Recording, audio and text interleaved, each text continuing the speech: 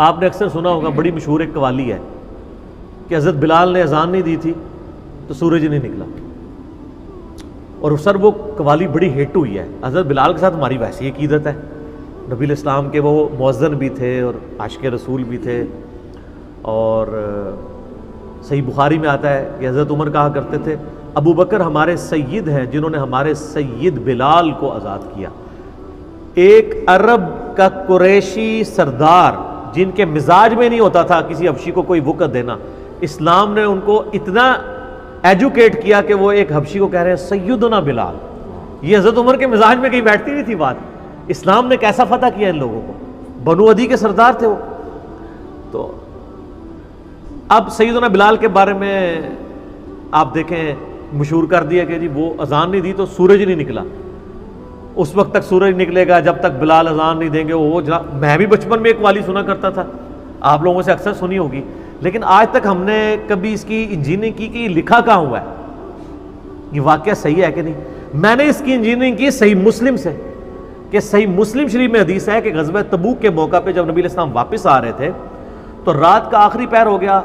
सही मुस्लिम में भी है, अल-मुवत्ता इमाम मालिक में है, मिशकात में भी आपको मिल जाएगा अज़ान वाले चैप्टर में। नबी इस्लाम ने असहाब से मशवरा किया, आपकी इजाज़त, मतलब आपकी एक आदत थी कि आप मशवरा किया करते थे।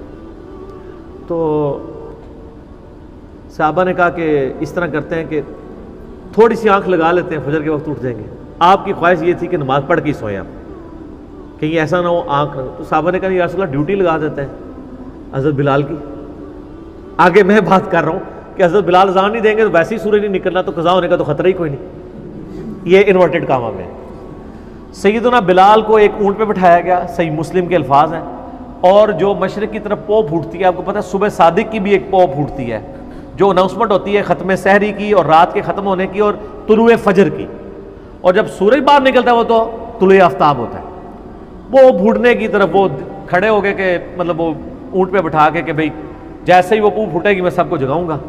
अल्लाह करना क्या हुआ कि उनको भी नींद आ गई। फिर उस दिन सूरज ही नहीं निकला। लेकिन वो कहानी में नहीं निकला था, रू में, मुस्लिम शरीफ में निकल आया और अल-मुवत्ता मालिक में भी निकल आया। वो इतना निकला कि सहाबा के अल्फाज है कि सूरज अच्छा खासा बुलंद हो गया, चाश्त का वक्त आ गया, थोड़ा नहीं निकला, बुलंद हो गया। तो सबसे पहले नबी इस्लाम की आंख खुली और फिर सैयदना उमर और बाकी साहब जागे। तो साहबा ने कहा हमारी नमाज, आप फरमाया यही वक्त है। आपने बिलाल से कहा अजान दो, ठीक है। यकीन करें ये जुमले बोलते हुए दिल नहीं करता कि इस तरह के मैं जुमले बोलूं, लेकिन आपके दिमाग में ड्रिल नहीं होगा। इन नबी इस्लाम ने उनको नहीं डांटा कि भाई आज बिलाल तेरे इखलास में कोई कमी आ गई थी, सूरज को निकला, ड्यूटी तेरी लगी सी सूरज ना करने दी, ऐसी कोई बात नहीं हुई। और आप फरमाया यही वक्त है। आपने सूरज निकला हुआ इकामत और जमात के साथ फजर की नमाज अदा की। और फिर आपने फरमाया जब कोई शख्स सो जाए या भूल जाए तो जैसे ही याद है उसी वक्त नमाज पढ़ ले, यही नमाज का वक्त है उसके लिए। लेकिन आदि मुजरिम ना हो कि एक रोजाना 2:30 बजे सोता है तो फिर सुबह 8 बजे उठ के फजर जमात कराता है, ये ना है, नहीं तो ये कभी कभार ऐसे। तो इस हदीस से ये भी एक मसला निकला। दूसरा मसला निकला इंजीनियरिंग वाला, इंजीनियरिंग फिरके वाला नहीं, इंजीनियरिंग वाला, कि सैयदना बिलाल की जब ड्यूटी लगी हुई थी, जब उनकी इज्जत भी स्टेक पे थी, एक आम हालत में अज़ान नहीं दी तो सूरज ना निकलना कोई बड़ा कमाल नहीं है। जब उनकी इज्जत स्टेक पे लगी थी कि उनकी ड्यूटी लगी है कि भाई आज तो सूरज नहीं निकलना, ध्यान करना ही भाई, उस दिन तो सूरज निकल आया। और हज़रत बिलाल का अल्लाह ताला ने कोई लिहाज नहीं किया, नाऊज़ु बिल्लाह मिन ज़ालिक।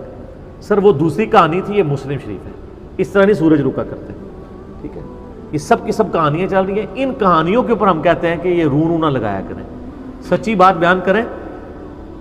तो सच्ची बात बयान करेंगे सर, आपकी पब्लिक छट जाएगी और आपको रुला के रू करवा देगी, ये मजमे छट जाएंगे। आप सच्ची बात करना शुरू करें, मजमे छटेंगे, ये हकीकत बात है। हमें लोग कहते हैं मस्जिद में जाके जनाब दर्स दें, किस मस्जिद में दें? मस्जिद तो फिरके की होगी, उसी फिरके की बात हो सकती है। जिस मस्जिद में हर महीने 11वीं शरीफ दी जाती हो, अशरफ साहब तो मस्जिद होती है ना 11वीं शरीफ, और नहीं होती? हाँ, फातिमा मस्जिद में हाँ, वहां पक्की 11वीं शरीफ होती है। आप मुझे जरा ईमानदारी से बताइए, क्या किसी 11वीं के मौके पे गुनियतुत तालिबीन खोल के अल्लामा साहब ये बता सकते हैं कि शेख अब्दुल कादिर जिलानी नमाज किस तरीके से पढ़ते थे? ये मैंने सवाल। हाँ ठीक है, तो वो नहीं, वो अव्वल तो बताएंगे नहीं, अगर बताएंगे तो कहेंगे वो अमली थे। तो उस किताब में तो उन्होंने अमली नहीं लिखा हुआ अपने आप को, उन्होंने तो किताब सुनने से चीजें बयान की हुई हैं। सर ये करना भी शुरू कर दे, मैं कहता हूं अमली कह के बयान कर दे, कम से कम ये जमूत तो टूट जाए ना कि फिर हमारे पास, हम कहते हैं अमली कह के बयान कर दे, फिर हम ये कहा करेंगे कि पीराने पीर तो रफुल दैन से नमाज पढ़ते थे और मुरीद कह रहे हैं कि रफा दैन करना मक्खियां मारना है। उन दसो पीर दी गल मनी है कि मुरीद दी नहीं, ये नहीं, ये कहानी नहीं होगी। किताब चेंज वाली बात नहीं अभी तक आई है, नहीं किताब चेंज वाली कोई बात नहीं है। मेरा यूट्यूब पे क्लिप भी है कि हमारे अहले सुन्नत के अम्मा उस किताब को मानते आए हैं। ये आपको नया जो आपको जायल मौलवी देते लादा है, ये आईनी अदालती बयान ये नहीं होता। वो मल्ले के उनकी तो कोई औकात नहीं है ना, हम उलमा की बात कर रहे हैं। हाँ, उलमा जो है वो कभी भी ऐसा नहीं करेंगे। खुद इलियास कादरी साहब और अहमद बरेलवी साहब ने वो किताब मानी हुई है उनकी, ठीक है, ये बात नहीं है। वो चंद एक मौलवी जो है वो आपको बताऊं मैं, ऐसे ऐसे जवाब निकाल लेते हैं कि जो एग्जिस्ट ही नहीं कर रहे होते, वो आप जवाब को सीरियस ना लिया करें, उनके बड़े उलमा से पूछें। मसलन मैं आपको छोटी सी बात करता हूँ, एक इन्होंने कहानी कराई है कि रफुल दैन इसलिए होता था कि बुत रख के आते थे। ये आम छोटे मोटे मौलवी तो ये कहानी कराते हैं हर मस्जिद के, लेकिन अगर आप बरेलवी देवबंदियों के उलमा से पूछे ना तो वो गुस्सा खा जाते हैं। वो कहते हैं नहीं हमने कब ये कहा है, हम तो रफुल दैन को इसकी वजह से मनसूख ही नहीं मानते, ये तो कोई बात नहीं है। हम कब कहते हैं कि बुत रख के आते थे, हम तो हदीसों के ऐसे मनसूख मानते हैं जिनको वो सही समझते हैं। तो ये पैंतरे बदल लेते हैं। याद रखिएगा, इन्होंने पब्लिक के लिए और कहानियां रखी होती हैं और